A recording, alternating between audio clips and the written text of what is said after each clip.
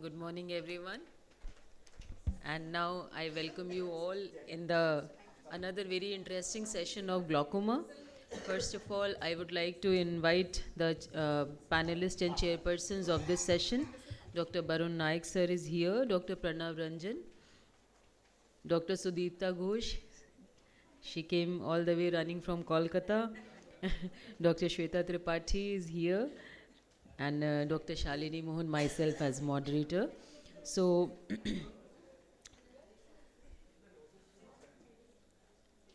without wasting much of time, Dr. Prasanna is here.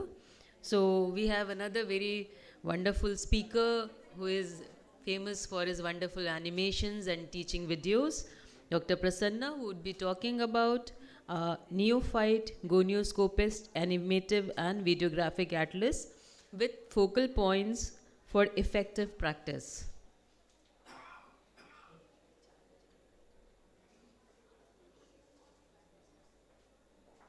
Kindly start his video, this presentation. Okay.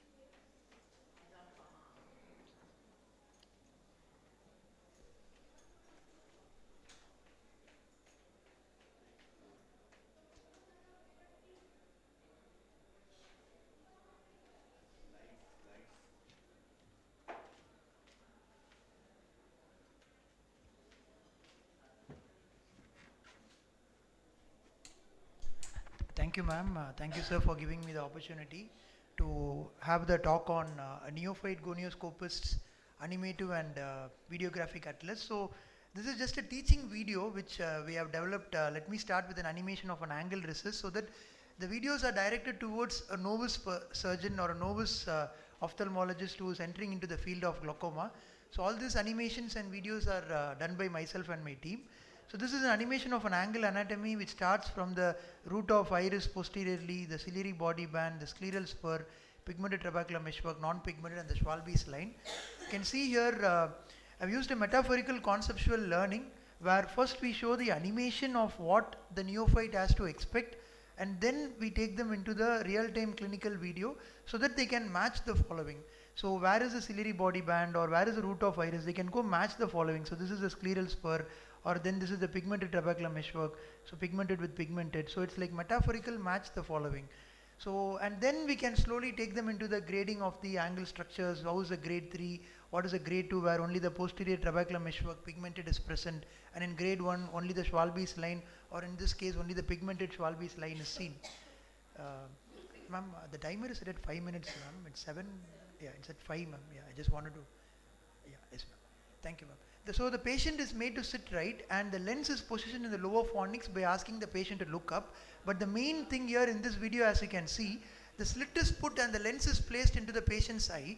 But the main thing here is the graticule adjustment. As you can see here, the graticule adjustment is done and the vertical height is reduced. Why we do it is, we don't want the light to fall into the pupil and cause an artifactually miosis. The artifactual miosis will pull the peripheral iris, causing an open angle. And in this patient, you can see also the Schwalbe's line is trying to be demonstrated by the corneal wedge technique, where the two wedge comes and intersects at the Schwalbe's line. Once the Schwalbe's line is demonstrated, the slit is again broadened, and incidentally in this patient, we can see that there is identically there is a normal angle as well as there is a peripheral anterior synechiae in this scenario. So again, this is an animation made by us as to what is an iris process and what is a peripheral anterior synechiae, because commonly these are some confusive elements for a neophyte. Then iris process is more arborized, whereas a peripheral anterior synechiae can be at any level starting from the ciliary body band to the Schwalbe's line. So once we show the animation video, I take them into the real-time scenario saying that this is perfectly physiological and normal, whereas on the right hand side there is the broad basal peripheral anterior synechiae.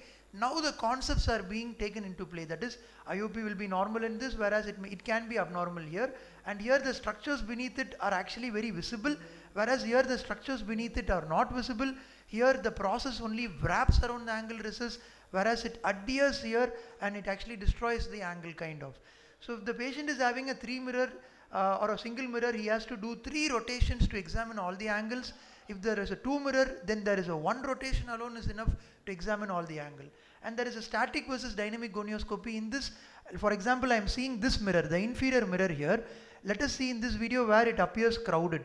The angle appears crowded. Now the patient is looking towards the mirror and the angle is opening. So this video, I'll play it once again. So I am looking in this mirror, so the angle is appearing crowded. So now when the patient is looking towards the mirror, the patient is looking down, the angle actually opens up. So this is a oppositional angle and not a synechial angle. Again, with Aziz mirror, we don't need a viscous coupling fluid. A single a drop of local anesthetic, and then you can examine all the 4 quadrants at a single go. And the diamond positioning can be an X or a plus depending upon which is comfortable for you.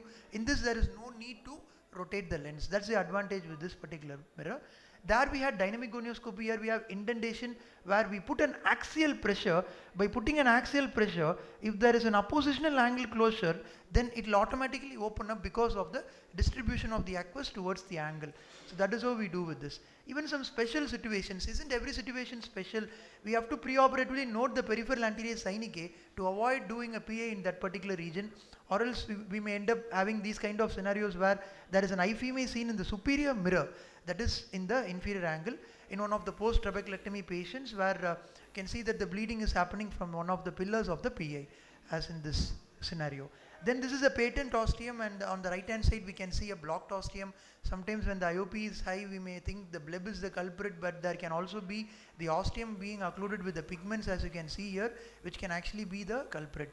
And this is again one of the scenarios where one of the pillars of the PI was actually caught into the ostium, something like it was mimicking the traditional procedure of iridan clisis.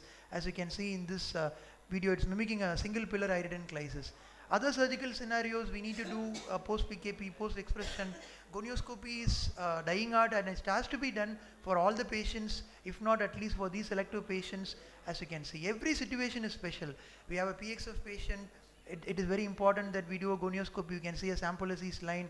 This is a history of trauma patient. The IOP may be perfectly fine, but you may end up diagnosing an angle recession where there is iris process torn out, the ciliary body band being broad.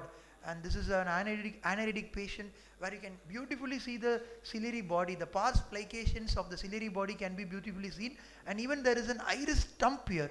There is a rudimentary iris stump along with the ciliary body. It's more like a cycloscopy.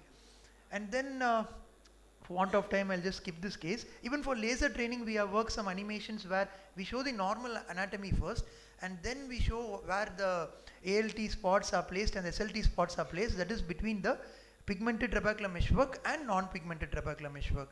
The spot of the ALT is smaller, whereas the spot of the SLT is slightly larger. And this is an animation showing the normal angle structures. Once the normal angle structures are shown, we are showing the oppositional angle. And once the ALPI, argon laser peripheral iridoplasty spot is done, you can see it opens up, which does not happen in a synechial angle. It happens in an oppositional angle, argon laser. The same thing, this is an animation showing the front on view where 24 spots are placed over 360 degrees in the argon laser peripheral iridoplasty. Theory doesn't need to be mugged up. It can also be an animative based learning where the ALPA spots are done near to the root of the iris, which actually pulls the oppositional angle closure away from the trabecular meshwork, causing the angle to open. To summarize, antechamber width should always correlate with the depth, and an angle width is less than 20 is narrow, and greater than 20 is actually much open, and the narrowest angle is always superior, with the widest angle being inferior. It's a 5-minute timer. Yeah, yes, 2 more minutes. Yeah, I'll wind up, ma'am. 2 more minutes. So the lens position also matters when it comes to gonioscopy, where you can see that more anterior the position of the lens, you can see that the lens more anterior, as well as there is more posterior iris contact. So this is an animation of the pupillary block phenomenon. When the lens is more anterior in a hypermetropic patient, you can see there is more posterior iris contact causing the pupillary block. So that is when the patients develop a scenario where they end up with this kind of a picture with an attack. Even in common scenarios, when we do a cataract extraction, this is what happens. That itself reduces the IOP. The iris falls back, the ciliary body too falls back. As you can see, it rotates posteriorly when we place an IOL. Even the scleral spur, this is an animation showing the gonioscopic and the side angle view, where how the scleral spur also falls back. And then even if there is a peripheral anterior synechiae, that itself can break when there is a cataract surgery. And last, the recent the recent surgery which is of MIGS, where we demonstrate the direct gonioscopy. To add on to this with the last slide of mine, you have to tilt the microscope 35 degrees towards you, as you can see here. This is how the microscope will be. Make sure you mark a marking and tilt it 35 degrees to you. Tilt the patient's head 35 degrees away from you. And I am personally using the TVG lens as well as the Glaucos lens. And once you put a high molecular weight viscoelastic on the cornea, and then with the head tilt, you can see with the TVG lens, this is me maneuvering the eye left and right, and it has good control and good traction over the lens. So as Barun sir told yesterday, it is only a pinch of salt, but every one of us would love to have an MAGS done, and this is one of my cases where I did place a G1 MAGS stent, and direct gonioscopy is also as important as indirect gonioscopy. I thank once again for the Glaucoma Society of India and my seniors for giving me this opportunity. This video is there in my YouTube channel, which is one of my popular videos with 30k plus views and 830 likes. So this is my channel name. It goes under my name, Prasanna Venkatesh Ramesh. So the attendees, you can feel free to visit my channel. The same concept is there in my channel. Thank you once again, ma'am. Thank you so much, Dr. Prasanna. That was a wonderful presentation on gonioscopy. Dr. Naik sir, would you like to add something? Definitely, it's a wonderful tool, whatever he is creating, because gonioscopy is one part which is really, it's a, I feel it's a Achilles heel for the most of the people who are doing glaucoma practice, and it is very important to understand and to recognize the various anatomical structures over there and various types of gradings of the angle. So it's a very, very nicely Thank you, sir. Created thing. Thank And you, I enjoyed this viewing. And if anyone has to ask any question, if anyone has any doubt, and as he said that it is also available on the YouTube. Yes, sir. Yes, so you can leisurely, you can watch this and you can rewind it again and again and get familiar with the various structures of the angles. So I am sure, and this is his presentation for 7 minutes, that's why he cut short, but otherwise in that video it must be a longer video. Longer video, sir. In Yes, YouTube so it is there, sir. Yes, and it must be also giving examples of various other abnormalities. Yes, that, yeah, so okay. So that's great. That's great. Unfortunately, there are hardly any audience. It's okay, sir. Anyone else from the panel is there? Okay. You want to say something? Okay. Thank you so much, Dr. Thank you, Prasanna. And I would request the members who are present here, they can pass on the message to other colleagues and juniors. So next presentation, Dr. Swati Singh could not come. Now we have Dr. Sumita Mohapatra, and she would be talking about significance of macular evaluation in glaucoma patients from early to advanced stages of disease.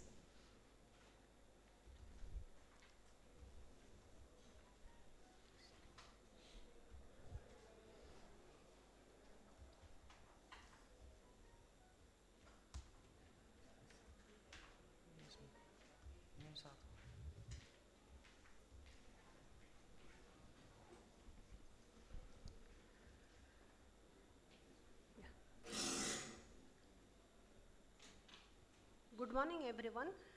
I would like to thank the scientific committee for giving me this opportunity. So macular evaluation in glaucoma patient, that's my topic. I don't have any financial disclosure to make. Should we examine the macula in case of glaucoma? Because main thing, pathology lies in the ganglion cell which die in glaucoma. As a result, the actions of their ganglion cell, nerve fiber layer also gets diminished.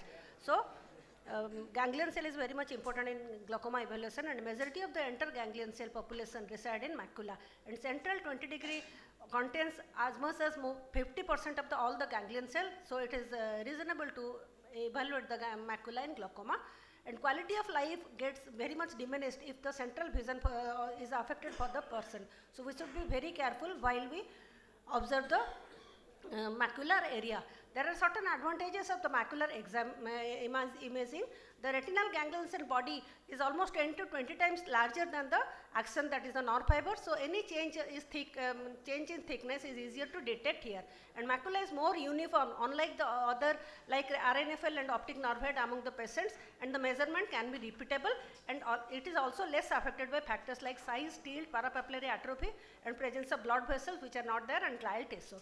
So why were we not concentrating upon macula till now, because till the advent of the OCT, which the segmentation is possible, it was not possible to look at the inner layers of the retina, and some misconceptions were also there that is early glaucoma predominantly affect the peripheral vision. This was so because the routine 24-2 was not adequately sampling the central area, and it was also thought that macula is not involved in the early glaucoma because central vision is preserved till date. But we have to remember the ganglion layer, cell layer is a multiple layer, and till the last layer is gone, the visual defect will not come. So even if we see only a black square in the central area, then so many of the retinal ganglion cells are already dead. So we have to be very careful, and 10-2 can detect central visual field defect earlier than the 24-2. Then Hood came out with an interesting concept. We know that the superior and inferior pole are predominantly affected with the glaucoma, and from the lower macula, it is represented by those fibers come to the inferior pole of the retina. So they come to the more vulnerable zone. So if any damage occurs here, then the macula or central field is affected. But if anything is affected in the superior pole, they go outside the macula. So they will cause the nasal step. So any defect we see here, we have to look for we have to evaluate the macula properly. Then progression in advanced glaucoma is very important, because in advanced glaucoma patients have only few vision left with them. So the macular analysis is the obvious diagnostic method in evaluating progress in the advanced stage, and patients have some visual acuity visual sensitivity only at macula and the late stage. So we have to be very careful while evaluating, because we have to escalate our treatment so that patient will not go blind due to the advanced stage of the disease. And in this stage, the problem is that we can't see the progression in the optic nerve head and circumpolar retinal nerve fiber layer due to the floor effect. Floor effect also occurs in case of ganglion cell analysis, but it occurs at a later stage. And moreover, the macular OCT measurements have reproducibility in the advanced stage, but visual field are not like that. So macular imaging is helpful even in the advanced stage. There are some special situations in which the macular imaging is helpful, like in myopia, the morphological change in the optic nerve like the tilted disc, stretching of the circumpapillary retinal nerve fiber layer, and peripapillary atrophy. All this can cause segmentation error and can cause the OCT artifact. So they cannot be relied upon, whereas ganglion cell layer we can analyze. And in myopia also there is temporal displacement of the RNFL peak on thickness plot, causing the typical red disease. So in this case also the ganglion cell analysis is better, and early macular damage in glaucoma patient occur in focal ischemic type and in myopic phenotype of the disc. So these patients should also require ganglion cell analysis. And optic disc hemorrhage and non-motensive glaucoma, we know they also predominantly affect the central vision, so it is helpful in this case also. So the macular ganglion cell analysis is particularly helpful in these situations. Like here you can see the temporal displacement is causing the red disease, but if we take into account these things, then it may be a normal macular, normal OCT picture. So in NTG also the central visual fields affected, but there are certain limitations as with any other diagnostic method. The various types of optic neuropathies, including the comprehensive and ischemic optic neuropathies, can affect the GC-IPL analysis. So here the temporal Raphe sign will help, which is typical for the early stage of glaucoma. But here in the picture we can see that the typical temporal visual defect is coming in case of comprehensive neuropathies. So other also we have to think about other coexisting pathologies like macula and scan. They can cause scan artifact and can complicate the analysis. But once we dilate the pupil and see the before going only for the analysis with the OCT, we can know that these conditions can cause artifact, and we have to exclude these conditions from the view. So to conclude, the macular evaluation is very important for the early diagnosis and monitoring progression, particularly in advanced cases, because in glaucoma patient, early diagnosis and monitoring is very much essential in order to diagnose the case. And glaucoma analysis, ganglion cell analysis can help us with this finding.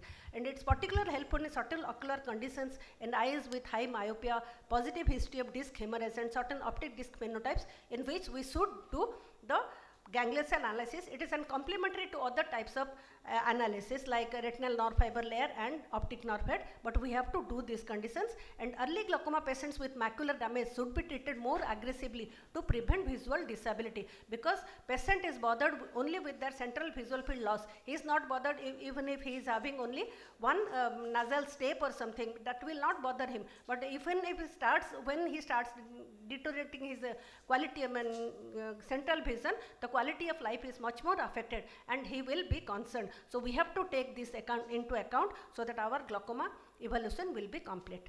Thank you. Thank you so much. Thank you so much, madam, for highlighting this very important point. And especially as RNFL analysis became so popular and most of us advising RNFL analysis, so we understand that in advanced glaucoma it is not at all conclusive because of floor effect of the OCT. So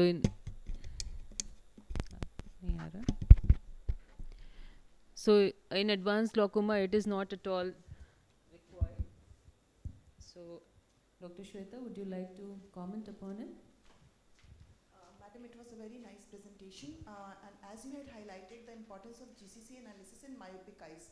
So for the audience here, I would just like to add that whenever you are assessing on the basis of GCC, just focus on the minimum GCC plus IPL thickness, and also along with that, whenever you are seeing, just see clinically that there are no CRA patches in the ganglion area where you are going to analyze, because if it is there, any CRA patches are there, again it is going to show thinning.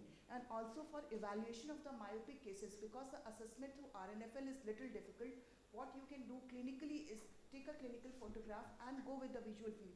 See the sensitivity in those particular quadrants and follow up. Don't see the pattern that how it is progressing. But at least with the numerical data which is coming, it is showing you the retinal sensitivity in those particular area. Probably along with the help of the GCC, you can follow up both the areas together. So,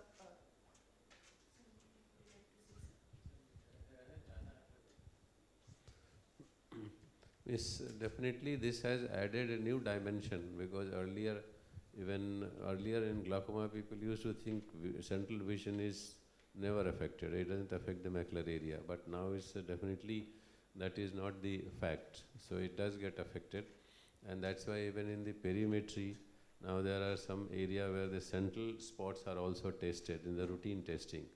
So that way the importance of central area cannot be ignored, and it has to be understood correctly. But OCT analysis means just simply by the whatever you get the color coding or the based on their classification, you should not rely on that. You have to really look for it and really correlate also. Then only, otherwise there may be something different. As she also pointed out, the other conditions also can be affected. And it's really, there are a lot of confounders in macular area. So not only glaucoma, but the problem is whenever we start practicing a particular disease, then anything abnormal, we just correlate everything to that. So that has to be, that tendency has to be left behind. And we have to see the entirety, the patient, not only the whatever we are treating. Thank you. Thank you, sir. And we do understand that macular pathologies, they can create a problem in assessing glaucoma during ganglion cell analysis. So we all need to be careful. And with this, we move on to next presentation by Dr. Sudhita Ghosh. She is the head of the department in Rabindranath Tagore International Institute, Department of Ophthalmology, Kolkata. And she will be talking about investigational drug therapy technologies in glaucoma. And also remember in OCT, the macular GCC is not the same, measurement is not the same layer in all different types of machines. So that also you have to understand.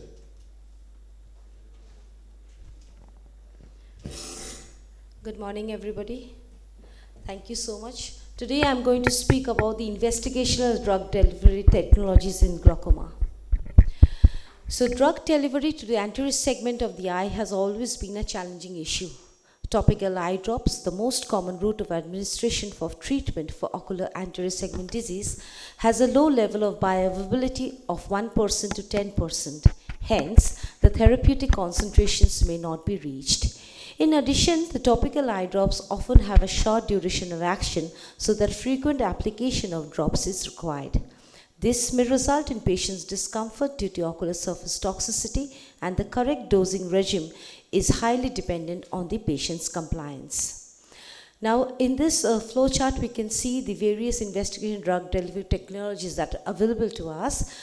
Mentioning the few, the sustained released biomatter loaded biodegradable implant, the subconjunctival route, example, the timolol Vision's Helios slow release insert, the punctal plug delivery system, for example, Evolute minimally invasive sustained delivery platform, the anterior segment sustained release therapies, example, ocular therapeutics, and lastly, the intracameral polymer injections, which provide up to 6 months of active drug release. So what are the strategies employed to increase the ocular bioavailability? These include the design of the drug delivery devices to release the drug at controlled rates, the use of vehicles to retard the precorneal drug loss, and the synthesis of the prodrugs with increased corneal penetration properties. We have to understand what a biodegradable implant is. A biodegradable implant is a matrix containing a biodegradable polymer. What are the advantages? The advantages include the fabricated to modulate the amount and duration of drug release, tailoring to different ocular surfaces and severities, provide a stable drug concentration over weeks to months, and this eliminates dependency of patient's compliance. There is no need to remove the implant from the depletion of the drug because the implant undergoes hydrolysis. Hence, in order to reduce the intraocular pressure, the anti-glaucoma drugs must penetrate into the inner eye. The ocular bioavailability is determined by the capability of the drug to penetrate and eliminate too. Now, the few of the, coming to the examples, the sustained release biometropros loaded biodegradable implant, which is the biometropros which is released intracamerally. Then we have the anterior segment sustained release therapy, that is ocular therapeutics, bioresorptible intracameral implant, for example, the travoprost, the polymeric films, which is the timolol loaded PLGA films. Coming to the punctal plugs, these are small size biodegradability, non-toxicity, non-invasive and controlled drug delivery drugs. And lastly, the Foresight Vision 5 Helios, which acts on the surface of the eye under the eyelids, for example, the biometropros. Now, what are the constraints for ocular drug delivery application?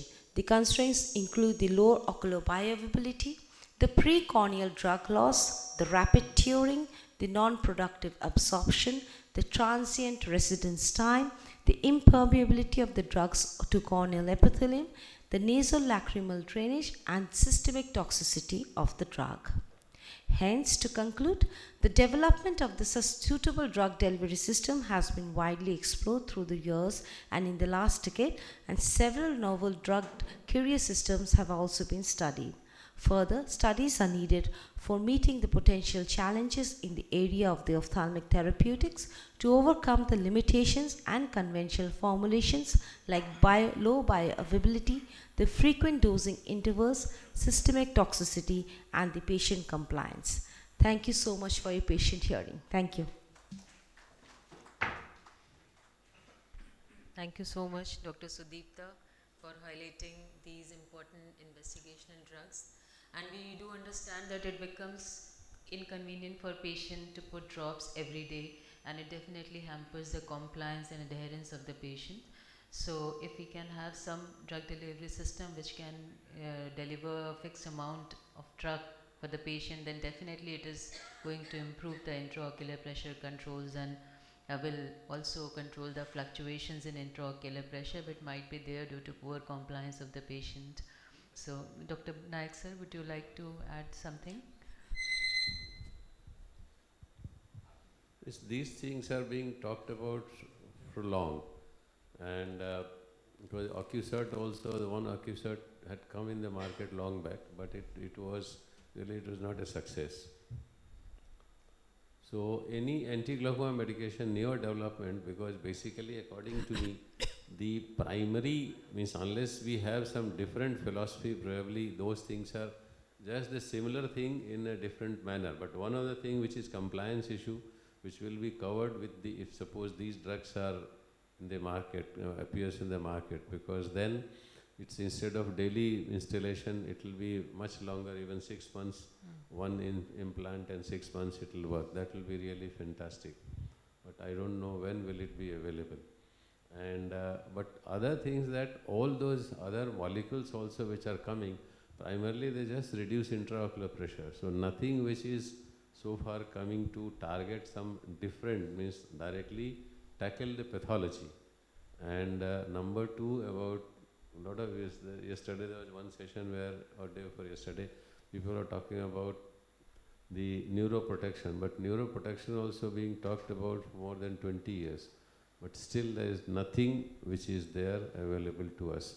Well, then it will give a different dimension to the treatment management, rather than just simply controlling. One drug controls means 30%, the other one will come, they say 25%, other 35%, but nothing beyond that. And if you start looking, it's a 2-3 combination of drug whenever we give.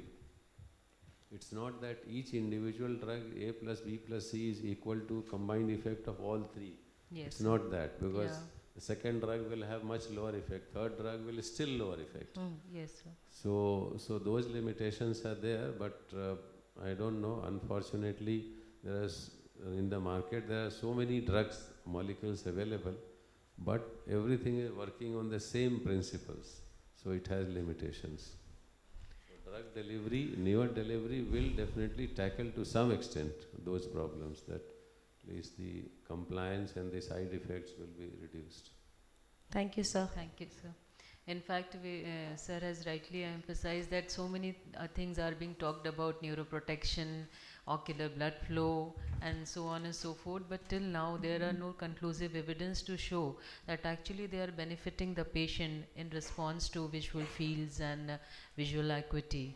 Dr. Shweta, would you like to comment? Just an addition what sir said, just a complementing it a statement that the effectiveness is a separate thing. Along with that, what sir very correctly pointed out, that the side effects, because with the topical applications, like we have spoken about the Bimetoprost or Travoprost, we know that the most common side effect topically when they use it, it's the darkening or the redness of the eye. Probably that can be overcome with that, but in the other hand, we have to look at the advantage of IOP reduction, what it is going to give us in future. So everything is in the pipeline, it is in the experimental phase. Let's see that when we have just the realistic drug in our hand, I think that will be the great change in the field of glaucoma drugs. And one, say, a word of caution I forgot to mention, because any time a new molecules comes, so there is a lot of hype created in the market.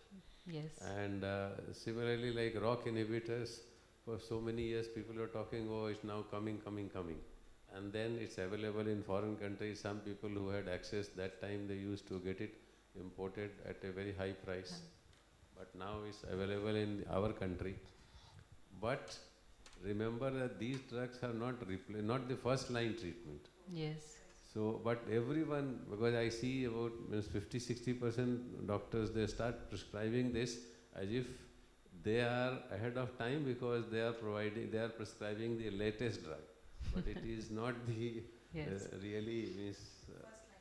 Yes. So The obviously- effectivity is much less. The side effects also are there. So that comes little later. But people should understand that. So probably it is industry driven also. Yes, it's that they start promoting the drug and they will say that timolol is so much of problem, so better to prescribe these drugs. Yes. And sir, as we are talking about the newer drugs, Dr. Divya Kesarwani is here. She will be talking about the newer drugs in glaucoma armamentarium. She is a glaucoma consultant from T.S. Mishra Institute, Lucknow. Dr. Divya. A very warm. And one more, just Yes, excuse yes. me. That Sorry. also I have seen, because that also really bothers me a lot, that most of the doctors, they start prescribing the combination therapy in the beginning itself, which according to me should not be done, because Very true, sir. So that one means one has to go step by step and start from the lower and then start moving upwards as and when required. It's not that because you start giving shooting with means all 3 medication, 4 medications right in the beginning. It may not be required, it may not be effective. Sir, any particular IOP level you would suggest beyond which we can start a combination therapy, or if IOP is lesser than that, we should go only for monotherapy? No, in that there may be some varied opinion, but suppose the pressure is very high, then in that case I start in the beginning even say carbonic anhydrase inhibitor orally for a couple of days and then continue so that it brings down pressure, and then continue with single medication and call it much earlier for evaluation how much has it produced, because you are not sure whether this pressure rise, whatever you have noticed today, it's not acute, because acute then patient will come with different symptoms. So it means there for long time. So if it's there for long time, in that anyway you are reducing pressure. So even if it's delayed by 1 week, 2 weeks, according to me, it's not going to make much difference. So in cases of acute glaucoma where pressure is above 35 millimeters of mercury, we can go for combination therapy. But as sir said, that primary open angle glaucoma where there is gradual increase in intraocular pressure, we should start with monotherapy, and we can add systemic medications and then call the patient more frequently for the follow-up and accordingly modify our treatment if pressures are not controlled. Yes, in acute glaucoma, because you have to apply your full strength, whatever. That's why intravenous mannitol if you want. If we cannot give, then even oral glycerol or whatever it is. Everything you start giving so that it comes down, so and then later you take care gradually. So just addition to whatever has been discussed so far, what sir said is that for primary glaucomas, go for the monotherapy. But when the pathology is like complex, that you are dealing with a uveitic eye, you are dealing with a, I can say post-surgical eye, post-PKP eyes where the pressures are shooting up. So there is a complex mechanism to it. So with that, as sir very correctly pointed out, that oral acetazolamide with the combination therapy is given. And a trick to what you start and when you add or when you replace your drug is, see that your primary drug is causing the reduction of 15 to 20% from the baseline, from where you have started. And then you can either add or replace accordingly the result you are getting. Thank you so much. And now we have Dr. Divya. So very warm good morning to respected teachers, seniors and my dear colleagues. I thank AIOS for giving me this opportunity to speak upon my topic, newer anti-glaucoma medications. So let us see what is the need. Why do we need newer anti-glaucoma medications? So we all know that many glaucoma patients, they have very severe damage or a low baseline IOP and they require very low target pressure. Still, with the availability of multiple anti-glaucoma medication regimens, it is not possible to control it many a times, and ultimately the patient lands up with incisional surgery which has its own risk. So second most important factor is that most existing glaucoma eye drops, they either work either to decrease the aqueous production or they target the secondary drainage system, but they do not target the trabecular meshwork, which is a conventional outflow. So earlier attempts were developed to, drugs were developed to target the TM, but they were abandoned due to the adverse side effects. So the way forward is that the newer drugs should target the trabecular meshwork outflow, which is a conventional flow, drugs with greater mileage, better adherence and compliance, lesser side effects. It should be cost effective and also it should have a certain neuroprotective effect because of the improving ocular blood flow. So these are the range of newer glaucoma medications which are at various stages of development. So few drugs are under preclinical trials, majority are under ongoing clinical trials, and few drugs are in clinical use like ROCK inhibitors, latanoprostene, Bunod and Durista. So we'll be discussing them in short. So coming to first class Rho kinase inhibitors, which are ROCK inhibitors. In 1993, cytoskeletally active agents Rho kinase was discovered, which acted on the conventional outflow, trabecular outflow. So what are these Rho? These are A, B, C, they are subgroups, they are family of G proteins. They are active when they are bound to GTP and they are inactive when they are bound to GTP. So these two Rho kinase isoforms, they are effectors of the Rho family And commercially, we have ripasudil and etarsudil, which are commercially available formulation, which work on ROCK1 and ROCK2 inhibitors. So we can see that normally these ROCK proteins, they lead to contraction of the trabecular meshwork. But these ROCK inhibitors, they block the phosphorylation of the myosin light chain kinases, and hence they lead to relaxation of the trabecular meshwork. So now coming to specific mechanism of the ROCK inhibitors, so ultimately they decrease the aqueous outflow resistance, and hence they increase the outflow. So this we discussed that they block the phosphorylation of kinases and leads to general cell relaxation. The second mechanism is that they also decreases the Schlemm's canal cell stiffness and increases the number of the Schlemm's canal pores. So an experimental trial is also, they say that they increase the pore density in the inner wall of the endothelium along with the separation of the inner wall of the endothelium from juxtacanalicular tissue. So with all these mechanisms, they decrease the aqueous outflow resistance. Now coming to first drug in the ROCK inhibitors, we have ripasudil. It was approved in Japan first in 2014 for the treatment of open angle glaucoma and ocular hypertension.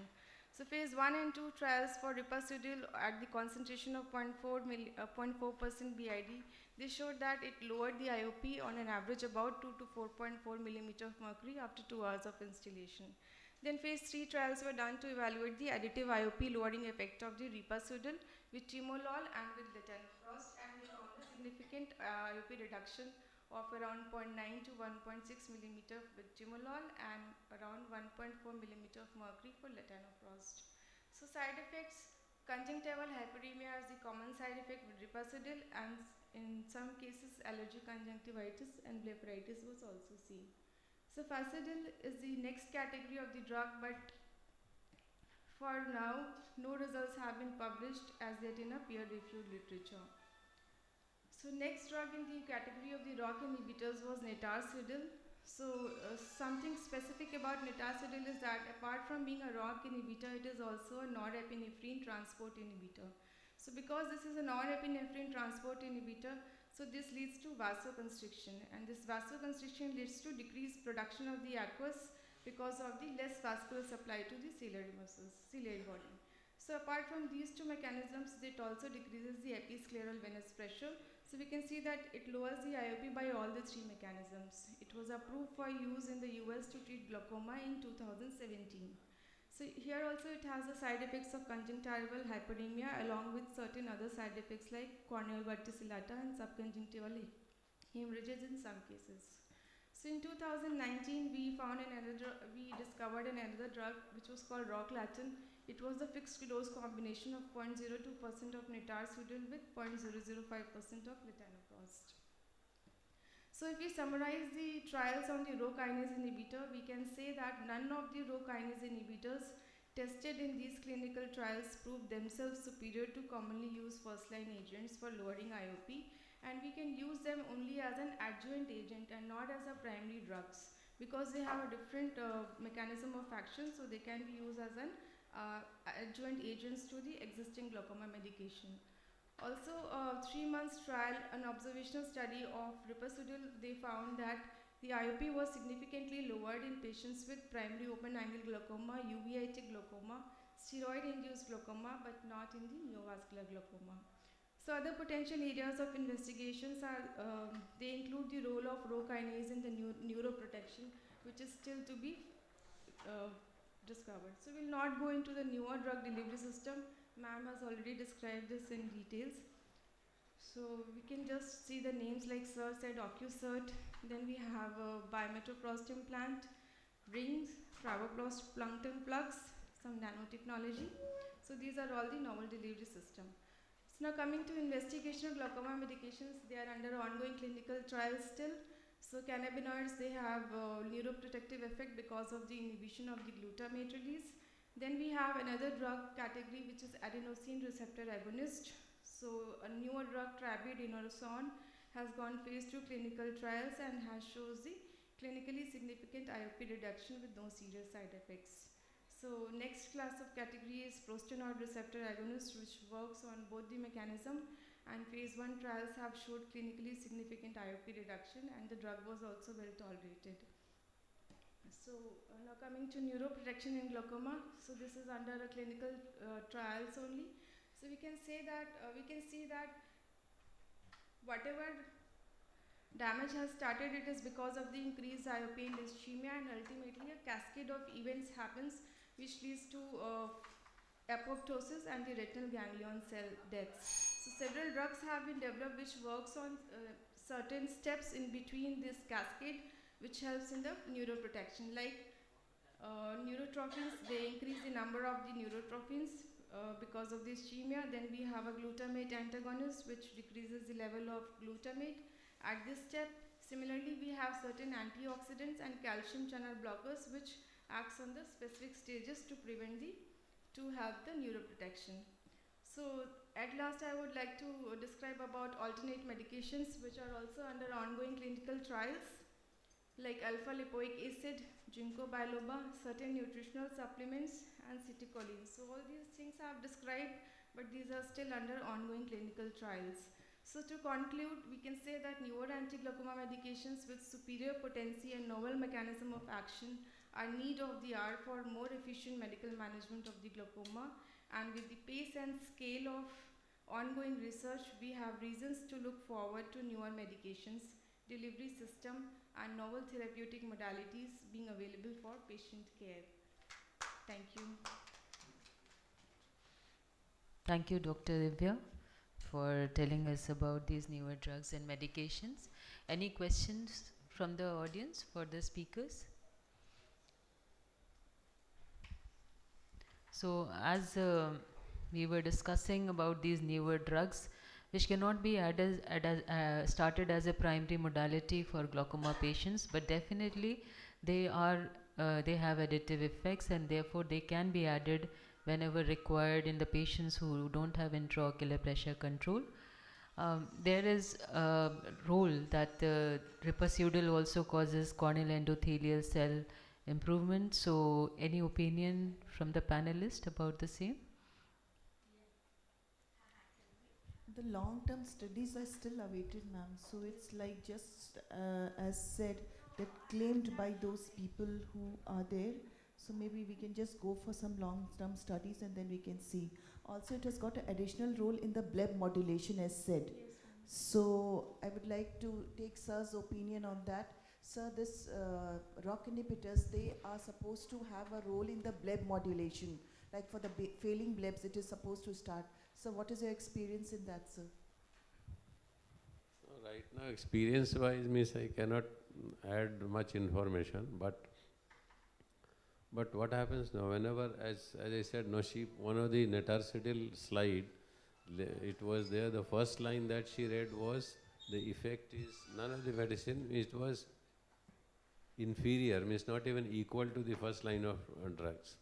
So, but whenever the people prescribe, they forget that line and remember only that this is a newer drug and it has got 3 mode of action, so it will be better. But if you ask me, I personally use it more frequently.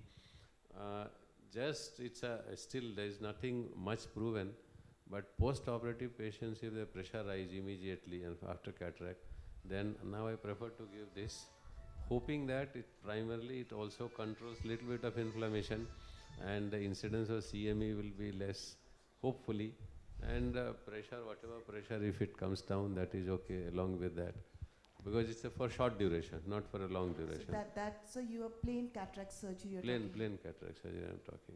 And then, as you said, as she asked about the wound modulation, right now it is too early to really comment, because these things theoretically, whenever anything comes, there are a lot of theories that are put forward. But in reality, whether it's really producing any effect, difference or not, still too early to comment. So, in immediate post-operative period, if patient is having high intraocular pressure, this can be one of the choice of the drug because of decreasing inflammation, and as has been mentioned in literature, although not proven that it increases the corneal endothelial cell count, but it is still not a proven thing. But in post-operative patients, if patient is having rise in intraocular pressure, that can be given. But netarcetil, as has been reported, that cornea verticillata may be there with corneal problems or corneal disorder patients. So better to avoid that in patients who have already corneal pathology. Any other question? Any other comment from any of the delegates or chairpersons? Yes, sir. While doing macro function and the evaluation, I think let's add the electrophysiology also into this. Like pattern ERG will tell you where is the defect, whether it's a cone defect or it's a ganglion cell defect. That will help you out. It will be adjunct to that. Right. So pattern ARG is another modality which is being used, but only if you have the machine, then only obviously you can incorporate that. And so thank you, Dr. Divya, for this wonderful presentation. Thank you so much. And sir, shall we close the session now? So I will first request everyone to come for a group photograph. Thank you so much everyone for this session.